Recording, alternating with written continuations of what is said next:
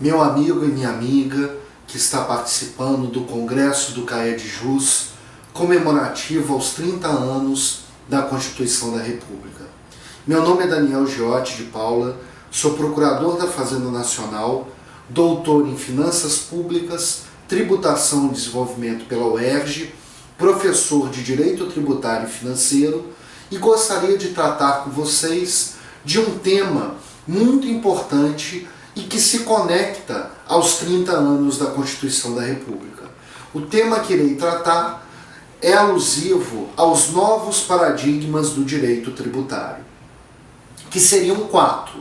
O primeiro, a substituição de uma ideia de legalidade formal ou de legalidade dominação para juridicidade tributária. O segundo paradigma, a incorporação de considerações axiológicas ou de moralidade no direito tributário.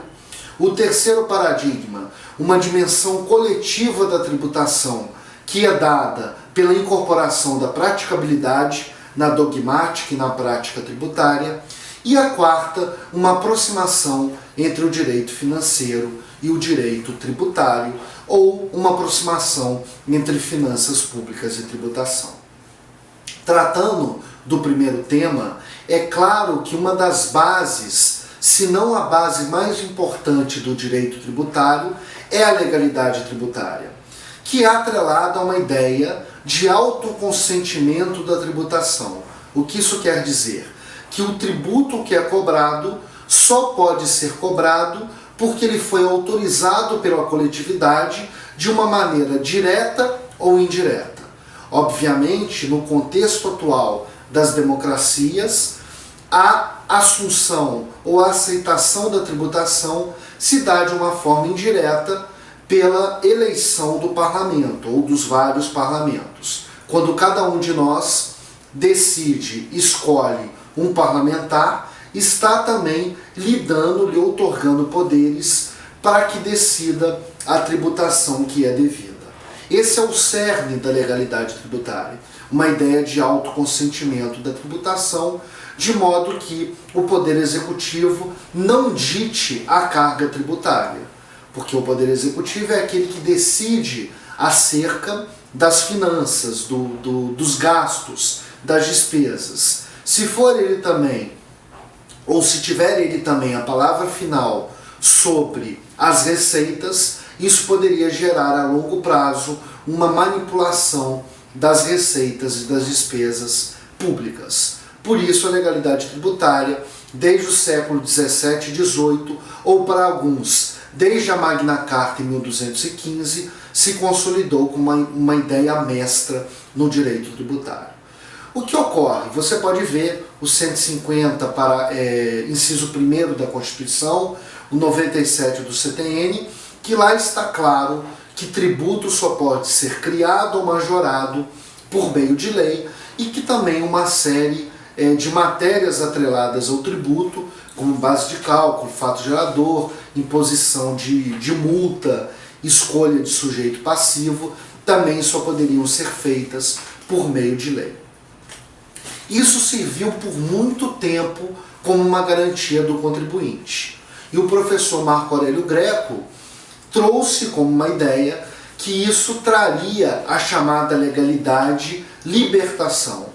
Essa possibilidade, ou melhor, essa necessidade de que o tributo fosse criado ou majorado por meio de lei, traria uma libertação para o contribuinte. Só que ao longo do tempo, a administração tributária e o parlamento, de certa forma, aprenderam a tributar bem, de modo que a legalidade, que inicialmente era uma forma de libertação, passou a ser uma forma de dominação.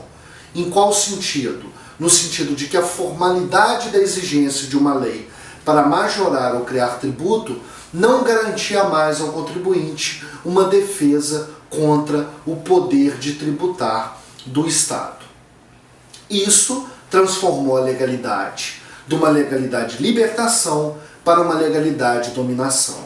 O que é proposto hoje? Uma legalidade emancipação. Isso quer dizer que, muitas vezes, a legalidade tributária é afastada no sentido formal a partir da ideia de que o poder administrativo, o poder executivo, pode, de certa forma, manipular a base de cálculo e as alíquotas, além das previsões legais que temos na Constituição, como os impostos extrafiscais. O Supremo já decidiu isso para contribuições corporativas, das entidades corporativas, né? Conselho Federal de Contabilidade, Conselho Federal de Medicina, e também para as taxas que são cobradas por esses conselhos. Mas a ideia central que eu quero lhe passar é que a legalidade muitas vezes funciona mais como prejuízo ao contribuinte do que propriamente como uma vantagem. Então, substituindo essa legalidade que virou dominação por uma legalidade de emancipação, temos a ideia de juridicidade, que é uma ideia mais ampla do que a de legalidade. O direito é formado por princípios e regras, por lei, pelo bloco de constitucionalidade e por uma série de outras fontes normativas. Por exemplo, a alíquota de SAT e RAT. Atualmente, a alíquota de RAT ela é manipulável por parte do Poder Administrativo, por meio de regulamento, pelo Poder Executivo, para que ela se adeque melhor a cada atividade e a cada empresa. E isso se faz por um ato infralegal. Muitos contribuintes atrelados ao antigo paradigma do direito tributário diriam que isso fere a legalidade. Ok, numa visão antiga sim, mas quando pensamos em juridicidade, isso permite uma tributação sob medida. E aí os mecanismos de controle passam a ser proporcionalidade, razoabilidade, desvio de finalidade, outras categorias jurídicas que permitem um melhor controle da tributação e que ao mesmo tempo permitem que o Poder Executivo tribute cada um sob medida. Então a legalidade dominação exige uma mudança de postura e a incorporação da juridicidade tributária. De certa forma, atrelado a isso, trago-lhes o segundo paradigma, que é o paradigma da moralidade no direito tributário. Percebam, é óbvio que eu não posso trazer considerações morais da coletividade, do senso comum, para o direito tributário. Mas quando a Constituição estabelece, no artigo 37, que a moralidade é um dos princípios da administração pública e a cobrança do tributo é um ato ou se dá por um conjunto de atos administrativos, eu posso considerar sim que a moralidade é importante no direito tributário. E ela é importante, sobretudo, por trazer o princípio da confiança legítima, a ideia da boa-fé objetiva, que estabelece o quê? Que o contribuinte e também a administração tributária devem ter protegidos os seus atos que foram baseados numa interpretação do direito, numa aplicação do direito tributário que tenha ocorrido num passado e agora tenha recebido uma alteração por conta da jurisprudência administrativa ou por conta da jurisprudência propriamente dita. O que eu quero dizer? Que é imoral, que é contraditório, por exemplo, que o contribuinte tenha feito um planejamento tributário anteriormente com base numa interpretação que tribunais administrativos ou tribunais judiciais consideravam válidas e agora, com a mudança jurisprudencial, dentro ainda do prazo decadencial de fiscalização, a administração tributária autue aquele contribuinte porque agora considera uma outra interpretação tributária. Isso está bem posto, vocês permitam que eu leia, no artigo 24 da Lei de Introdução às Normas do Direito Brasileiro, a chamada LINDB. Artigo 24. A revisão das esferas administrativa, controladora ou judicial quanto à validade de ato, contrato, ajuste, processo ou norma administrativa cuja produção já se houver contemplado levará em conta as orientações gerais da época, sendo vedado que, em base em mudança posterior de orientação geral, se declarem inválidas situações plenamente constituídas. Perceba, isso traz uma ideia de proteção da confiança legítima, de boa-fé objetiva, que nada mais é que a incorporação da moralidade no direito tributário. O CARF, por exemplo, hoje discute se vai aplicar ou não o artigo 24 da LINDB nos seus processos administrativos federais. Embora aqui eu seja também procurador da Fazenda Nacional, analisando como jurista, tenho a dizer que o artigo 24, a princípio, deveria se aplicar, por conta dessa ideia de moralidade. Deveria se aplicar em alguns casos, obviamente, cada caso é um caso. Ainda dentro da moralidade, a gente tem, e atrelada à ideia de juridicidade, uma substituição de uma análise formal das limitações constitucionais do poder de tributar para uma análise substancial. Nesse sentido, a irretroatividade do artigo 150, também da Constituição, que hoje é visto como uma mera ideia de que, se houver uma lei prévia, ou melhor, que é necessária uma lei prévia para cobrar ou majorar tributos, ela passa por uma nova roupagem e se passa a considerar a irretroatividade do ponto de vista substancial. Em qual sentido? No sentido de que, se o contribuinte teve uma expectativa de que a tributação continuaria ao longo do tempo de uma forma X, a mudança da jurisprudência ou a mudança de orientação, já tendo ocorrido atos preparatórios daquele contribuinte, ele já tendo se planejado administrativa e também judicialmente para agir de determinada forma, aquela mudança deve ser respeitada. Então veja, há uma jurisprudência antiga que diz que no caso do imposto de importação e exportação, se ao desembaraço aduaneiro e ocorre a alteração da alíquota, se não houve o desembaraço aduaneiro, desculpa, eu posso mudar a tributação porque não foi perfectibilizado o fato gerador. Isso é uma análise formal. A partir dos novos paradigmas, numa análise substancial, isso gerou uma expectativa, gerou uma confiança legítima e deveria ser respeitada essa confiança legítima, de modo que a tributação seria aquela que outrora ocorria e não a tributação nova. Bem, terceiro paradigma, o paradigma da praticabilidade, que traz uma dimensão coletiva da tributação. Percebam que os dois outros paradigmas, eles de certa forma se preocupam mais com a dimensão individual da tributação, com aquilo que cada contribuinte deve arcar ou não com a tributação e os mecanismos de controle. Só que a praticabilidade que eu posso extrair do 145.1, que traz a capacidade contributiva, e também da necessidade de uma tributação unificada e simplificada para micros e pequenas empresas, ela traz uma dimensão coletiva da tributação.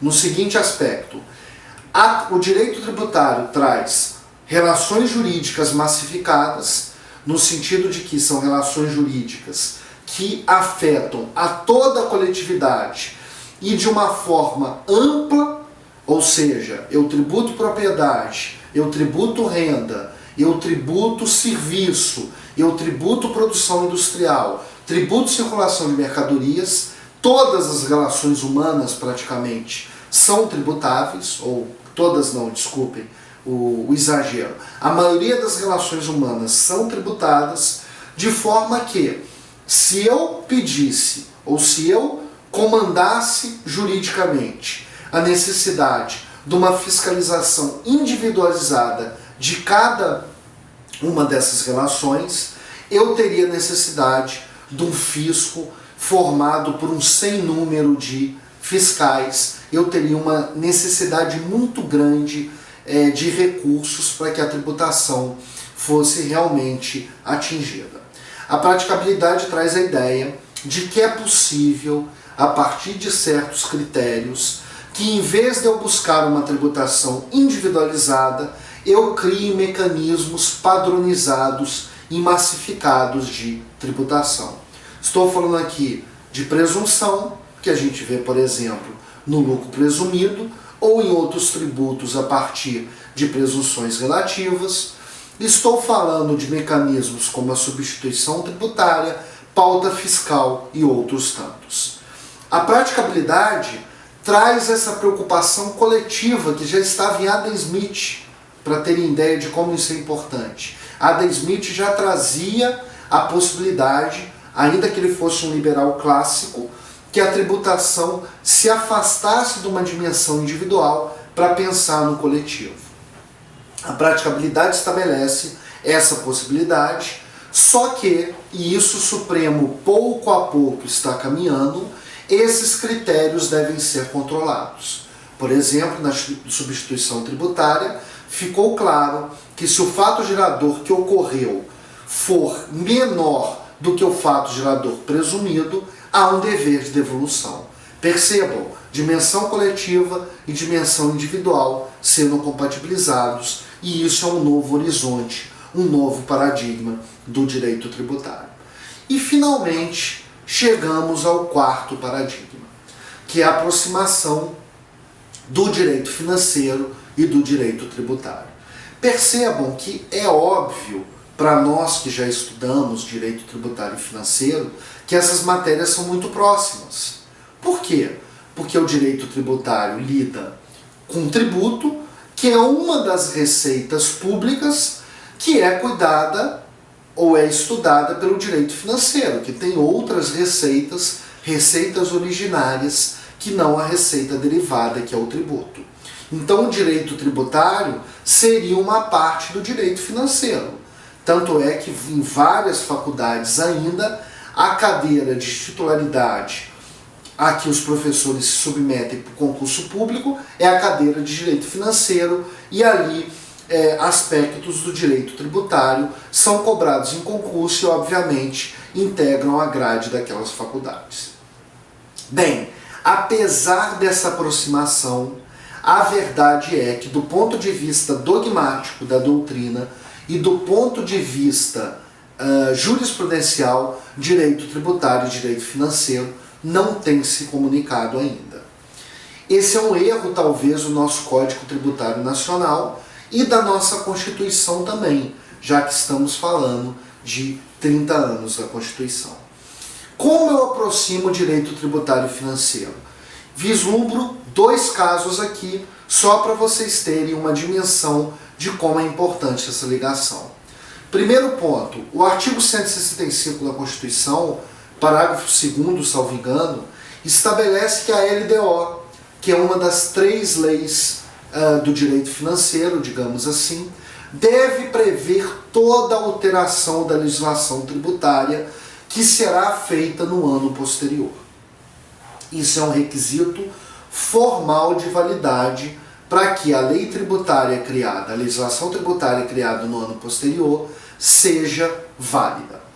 Esse dispositivo só foi observado em 1989, no âmbito federal. De 89 para cá, em nenhum ano, a gente teve a possibilidade ou a previsão na LDO da alteração de toda a legislação tributária.